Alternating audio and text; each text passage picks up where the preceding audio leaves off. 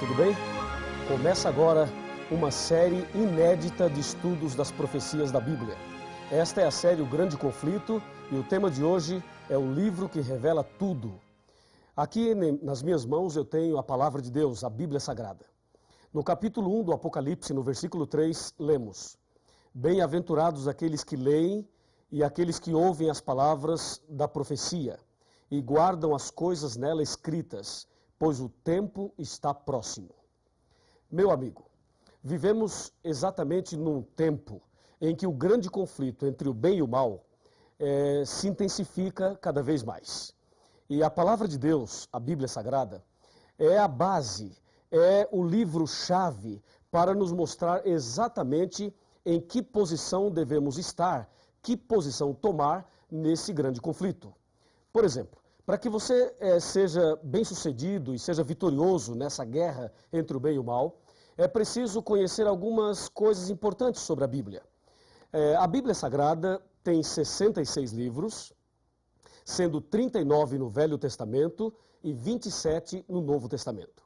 Ela foi escrita por aproximadamente 40 pessoas, num período de aproximadamente 1.600 anos. Ela já foi escrita originalmente em 3 línguas, na língua hebraica, na língua grega e na língua aramaica. E este sagrado livro tem como autor o nosso Deus.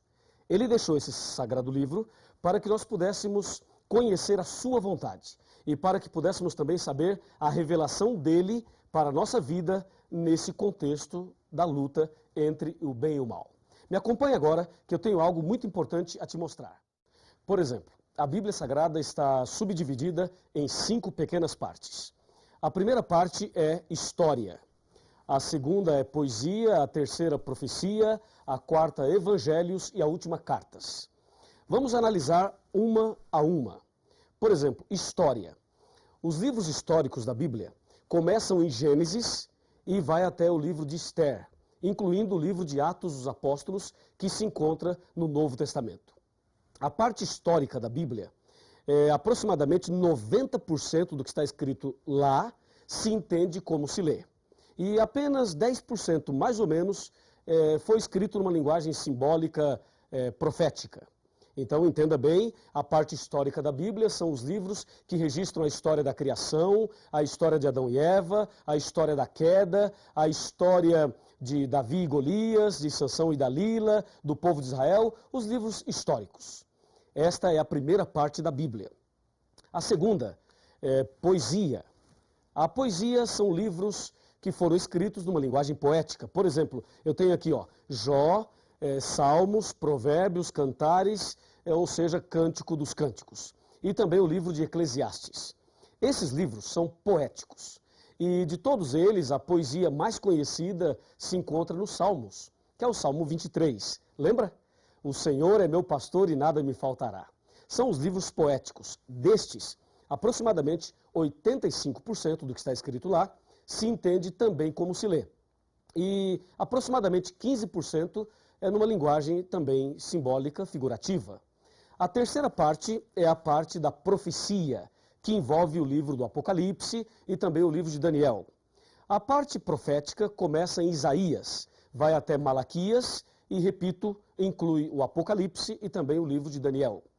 Esses livros proféticos são os livros que apresentam de forma mais clara e de forma bem contundente esse grande conflito entre o bem e o mal. Entendeu? E aqui é bom que você preste muita atenção, eu tenho aqui as informações bem atualizadas sobre tudo isso. Por exemplo, o livro do Apocalipse é o livro mais difícil de se entender. E também o livro de Daniel. Mas existem outros livros proféticos, como acabei de mencionar a você. Esta é a terceira parte da Bíblia. E 95% da profecia não se entende como se lê. Veja, os livros históricos e poéticos, se você ler nesses livros, água é água mesmo. Se você ler mulher, é mulher mesmo. Vento também é isso mesmo. Ou seja, se entende como se lê. Mas na profecia não se entende como se lê. Água significa outra coisa, mulher significa também uma outra coisa, e assim sucessivamente. A quarta parte da Bíblia é a parte dos evangelhos. Os evangelhos são 4, Mateus, Marcos, Lucas e João. Esses livros narram a vida de Jesus desde o seu nascimento, também o seu sacrifício, a sua morte e a sua ressurreição, e falam ainda da volta de Jesus. No caso dos evangelhos, 85% deles se entende como se lê, e aproximadamente 15% é o que a Bíblia apresenta como parábolas, são as parábolas. E a última parte, as cartas, ou epístolas, que começam em Romanos e vai até Judas. Lembrando que esse Judas não é o Iscariotes, é o outro Judas. Assim, nós temos as 5 partes da Bíblia. Pensa comigo e me acompanhe no raciocínio agora. Esse raciocínio das 5 partes da Bíblia, eu penso que é a mais importante para que você entenda exatamente o que é e como entender a Bíblia Sagrada. Voltemos o nosso pensamento um pouquinho para a parte histórica. A parte histórica da Bíblia, os primeiros livros especialmente. Esses livros são fundamentais. Porque, na verdade, lá no começo, em Gênesis, especialmente, também Êxodo, especialmente esses dois, eles narram para nós o início desse conflito. E se você ligar Gênesis e Êxodo com o Apocalipse, vai perceber que esse conflito entre o bem e o mal começou no céu. Apocalipse 12, versículo 7. Depois, a parte poética vem trazendo mensagens de esperança, de conforto e de segurança. Depois nós temos as profecias, que eu vou falar por último. Vamos agora para os evangelhos, que são 4.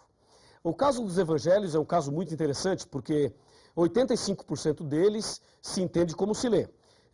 Pensa comigo o seguinte, Jesus estava andando e encontrou um homem cego, ok? Colocou a mão sobre ele e disse, vê, e o cego viu. Eu pergunto, isto é simbólico ou isto aconteceu de fato? Com certeza, aconteceu de fato. Pense num outro acontecimento. Jesus estava caminhando, encontrou um paralítico e disse a ele, que queres que eu te faça? E o paralítico disse, Senhor, eu quero ficar bom, eu quero andar. E Jesus então diz, levanta-te, toma a tua cama e anda. E o paralítico levantou e andou. Isto é simbólico ou é literal? Com certeza é literal, porque isto aconteceu de fato. Agora pense de outra forma. Jesus disse certa ocasião, eu sou o bom pastor e você é a ovelha. Eu pergunto, você é uma ovelha? Claro que não, você é uma pessoa. Tem 2 pernas, 2 pés. Uma ovelha tem 4, não é verdade? Então você não é uma ovelha, mas Jesus disse que você é uma ovelha. E disse que ele é o pastor. Aí você tem uma linguagem simbólica, uma linguagem figurativa. Jesus também mencionou e advertiu com respeito ao trigo e o joio. O trigo são as pessoas fiéis e o joio são as pessoas infiéis. Aí você percebe uma outra linguagem simbólica. É claro que você não é trigo e você também não é joio, mas estas palavras revelam a característica ou as características daqueles que são fiéis e daqueles que são infiéis. Assim você percebe que os evangelhos, 85% se entende como se lê e 15% não se entende como se lê. São as parábolas. E as cartas também. As cartas ou as epístolas, 90% se entende como se lê e 10% não. Mas o mais interessante está ligado à profecia. As profecias da Bíblia, elas foram escritas numa linguagem simbólica, especialmente o Apocalipse, o livro de Daniel. São carregados de simbolismos, e isto é algo que preocupa muita gente. E há muitas pessoas que não gostam de estudar a profecia porque não entendem. Vamos observar algumas coisas da profecia. Abra sua Bíblia aí, eu vou abrir a minha aqui também para dar um exemplo. Vejamos Apocalipse capítulo 7, versículo 1. Aqui diz, abriu a sua Bíblia? Ok? Então vamos ler. Depois disto vi 4 anjos em pé nos 4 cantos da terra, conservando seguros os 4 ventos da terra, para que nenhum vento soprasse sobre a terra, nem sobre o mar, nem sobre árvore alguma. Percebeu alguma coisa diferente? Se você não percebeu, eu vou ajudá-lo. Aqui diz que tem 4 anjos nos 4 cantos da terra, segurando os ventos. Primeiro problema, a terra é quadrada? Ou é retangular para ter 4 cantos? Não, a terra é redonda. Ela não tem 4 cantos. Ora, se não tem 4 cantos, por que o Apocalipse fala que tem 4 anjos nos 4 cantos da terra? Percebeu? A profecia não se entende como se lê. E mais, diz que os 4 anjos estavam segurando os ventos. Será que dá para segurar os ventos? E será que os anjos estão impedindo os ventos de soprarem? Claro que não, porque se isto acontecesse, nós estaríamos mortos.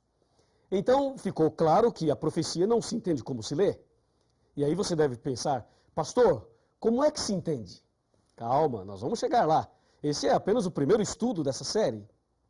Veja um outro exemplo. Abra sua Bíblia em Apocalipse 12 e confira comigo o que diz o Apocalipse 12. Versículo 1. Viu-se grande sinal no céu, a saber, uma mulher, vestida do sol, com a lua debaixo dos pés e uma coroa de 12 estrelas sobre a cabeça. E aí? Na sua cidade, na sua rua, no seu bairro, você já viu uma mulher assim? Claro que não, não existe. As mulheres são bonitas, não há dúvida nenhuma, mas uma mulher como esta aqui não existe. E se não existe, por que o Apocalipse apresenta uma mulher assim? Percebeu? Mais uma prova de que a profecia não se entende como se lê, até porque uma mulher assim não existe. Ela não é. E se você observar aqui, ó, o capítulo 13, e aqui está o ponto que as pessoas têm medo, ficam assustadas, mas não fique com medo, porque a Bíblia vai nos revelar tudo nesta série do grande conflito. Veja Apocalipse 13, versículo 1.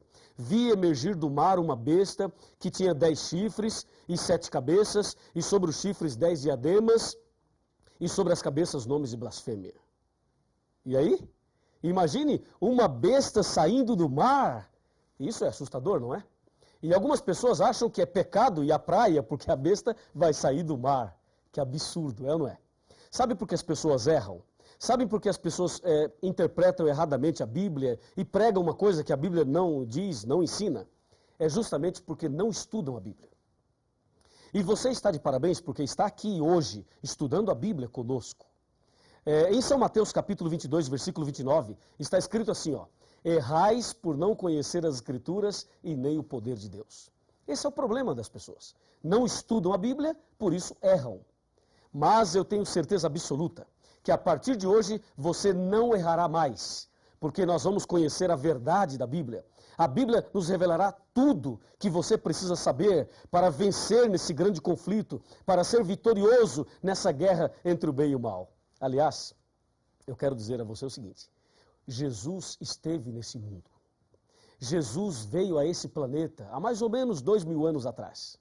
E Jesus morreu na cruz. E quando ele morreu na cruz, ele estava pagando o preço do pecado, e ali na cruz ele estava conquistando a humanidade e vencendo essa luta entre o bem e o mal. Ou seja, nesse grande conflito, Jesus já é vitorioso. E uma grande notícia para você: se você tem Jesus no coração, se você anda com Jesus, então você também é mais do que vitorioso.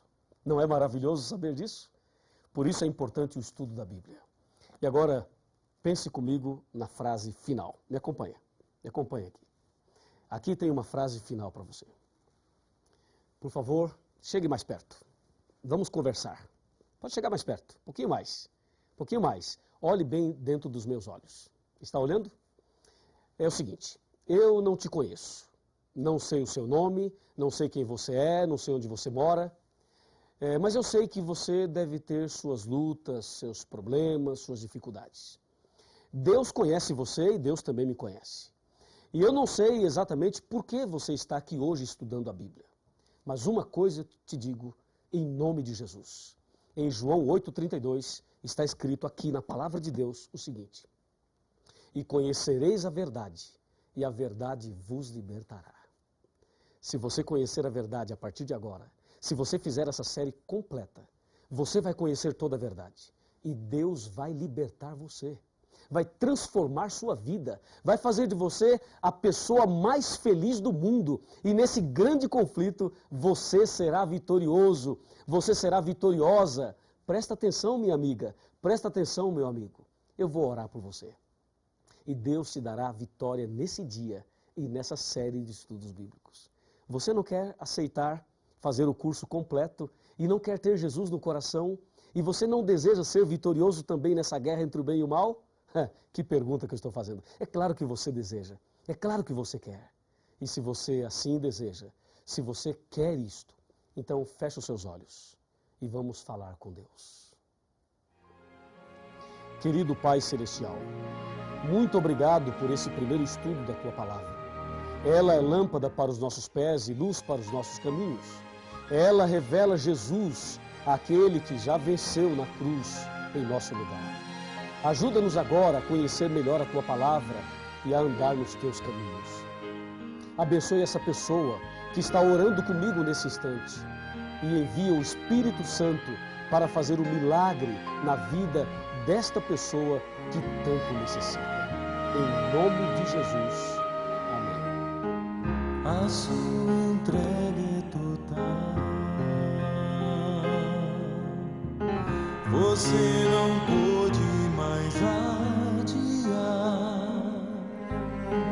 Jesus chegou ao seu coração, chamou por seu nome, você atendeu. Algumas lágrimas vêm e vão lavando qualquer temor. O Santo Espírito está aqui, lhe abraça e lhe diz o quanto esperou. Sua vida vai desabrochar, vai sorrir, vai cantar, começando aqui por todo sempre. O amor de Deus vai lhe acompanhar. Ele prometeu, jamais vai deixá-lo. Você não estará sozinho a vagar. Deus vai